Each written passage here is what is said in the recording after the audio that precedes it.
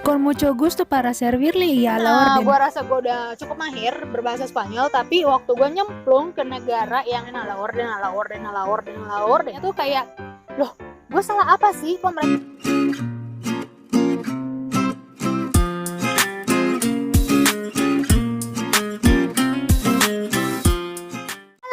Bienvenido a mi canal. Perkenalkan, nama gue Evi dan kalian sedang menyaksikan Ngomong Spanyol bareng Evi. YouTube channel ini gue dedikasikan untuk dokumentasi gue dalam belajar bahasa Spanyol. Dan kebetulan saat ini gue lagi tinggal di Kolombia. Jadi gue tinggal di Kolombia tuh udah 4 tahun. Waktu gue mau nyampe di Kolombia tuh gue agak deg-degan karena gue agak gimana ya, seneng-seneng tapi agak khawatir karena kan Kolombia itu di sini berbahasa Spanyol ya. Wah, sebenarnya sih sebelum gue nyampe sini gue tuh udah kursus bahasa Spanyol selama 1 tahun di Indonesia, tapi itu tahun 2010. Jadi waktu gue mau nyampe ke Kolombia gue merasa kayaknya gue bisa deh ngomong sama orang-orang Kolombia dalam pakai bahasa Spanyol. Tapi kepercayaan diri itu datang karena waktu dulu gue kursus gue tuh lumayan lah ya, nggak bego-bego banget. Dan nyatanya pas gue nyampe Kolombia itu tuh semua agak berubah gitu loh. Berubahnya karena apa? Karena walaupun gue rasa gue udah cukup mahir berbahasa Spanyol, tapi waktu gue nyemplung ke negara yang menggunakan bahasa tersebut, gue tuh masih agak kagok gitu. Karena kan ya biasalah ada slang yang gue nggak tahu, terus ada kata-kata yang gue nggak pernah dengar sebelumnya atau yang nggak pernah gue pelajarin sebelumnya. Nah, oleh karena itu di video ini gue bakal ngejelasin soal kata-kata slang di Kolombia yang umum di sini, tapi menurut gue tuh aneh saat gue pertama kali ngedengernya. Apa ya kata-kata tersebut? Nah, tonton video ini sampai selesai. Espere. Sebelum kalian nonton video ini sampai selesai, bagaimana kalau klik dulu tombol subscribe-nya dan juga nyalakan lonceng notifikasinya supaya kalian bakalan dapat notifikasi saat gue upload video terbaru. Oke, kata pertama adalah ¿qué más? Waktu pertama kali gue dengar kata itu, gue tuh kaget karena gue langsung mentranslasikan kata tersebut ke dalam bahasa Indonesia yang artinya apalagi. Dan gue waktu itu pas dengernya tuh kayak, loh, gue salah apa sih? Kok mereka langsung ngomong seperti itu? Gitu. Dan tanpa gue ketahui kalau apalagi, kemas itu maksudnya adalah apa kabar. Sebelumnya kan gue belajarnya kalau menanyakan apa kabar tuh adalah ¿cómo estás? Atau ¿cómo está? Atau ¿qué tal? Atau ¿qué onda? Gue berasa shock dan akhirnya sih nggak butuh waktu lama ya setelah gue bergaul sama orang-orang sini. Paling cuma sehari kemudian gue tahu kalau artinya kemas itu adalah apa kabar. Yang kedua, di sini tuh orang-orangnya sering menggunakan kata dalam bentuk diminutif. Aduh, ribet banget ya ngomongnya. Jadi kalau yang gue perhatiin sih diminutivo itu kayak bentuk lebih akrab, lebih sayang, bentuk yang lebih kecil. Contohnya nih, kata dasarnya kan poco, itu bisa jadi poquito.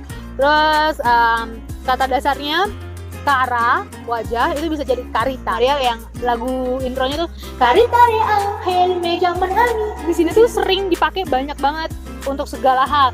Patita, patika, minutito, minutico, tintico, kari. Kan nama orang juga dipanggil dengan bentuk diminutif gitu. Artika, Pablito, Angelito. Bikin bingung karena nggak bisa bedain itu kata dasar atau sudah dibentuk jadi bentuk diminutifnya gitu. Nah, yang menariknya lagi di sini kata dasarnya itu bentuk diminutifnya nggak cuma ito atau ita, tapi juga ada ika dan iko.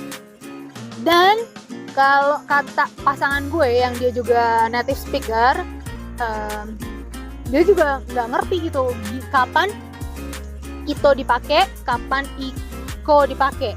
Dan orang Kolombia di tangannya juga ya mereka juga nggak tahu, dan semuanya itu dipakai semua mereka pakai saat mereka inget aja gitu loh. Nah, yang ketiga di sini ini agak lucu sih. Sering banget gue dengar yang ala orden. Itu biasanya gue dengar kalau lagi belanja ke toko. Itu pramuniaganya pasti ngomong ala orden. bentuk Indonesianya apa ya a la orden itu, kayak oh saya siap melayani kayak gitu. Itu kan kayaknya formal banget ya. Nah, lagi-lagi penutur asli bahasa Spanyol yang dari negara lain itu kadang-kadang juga kagok gitu kalau dengar a la orden ini. Karena menurut mereka itu sangat formal, dan mereka sih setuju kalau bahasa Kolombia yang dipakai di bahasa Spanyol yang dipakai di Kolombia itu sangat formal. Nah, nomor 4 adalah soal pronouns atau pronomina atau pronombre dalam bahasa Spanyol yang digunakan di Kolombia. Kalau kalian yang belajar bahasa Spanyol pasti udah paham dong ada berapa pronouns, pronomina yang ada di dalam bahasa Spanyol. Itu kan ada 6 ya. Tapi di sini tuh di Kolombia yang pronomina tu atau kamu itu jarang banget dipakai, dan mereka lebih sering pakai kata usted untuk atau dalam bahasa Indonesia itu Anda. Itu semua orang berapapun umurnya pasti bakalan pakai kata usted. Bahkan antar sesama teman, ibu ke anak, anak ke bapak, pembeli ke penjual, kayak gitu tuh pasti pakai usted. Nggak pasti sih, keseringan yang gue dengar tuh pakai kata usted. Jadi tuh di sini hierarki banget sih emang dari penggunaan katanya. Ini juga ada cerita lucu sih dari temen gue yang pernah tinggal di Kolombia juga.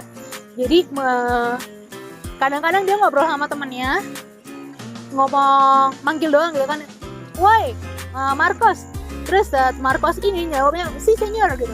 Padahal kalau menurut gue ya, kalau itu gue terjemahin ke bahasa Inggris tuh kayak yes sir gitu kan. Jadi kayaknya kaku banget gitu loh. Yang kelima, waktu itu saat transaksi jual beli gitu kan.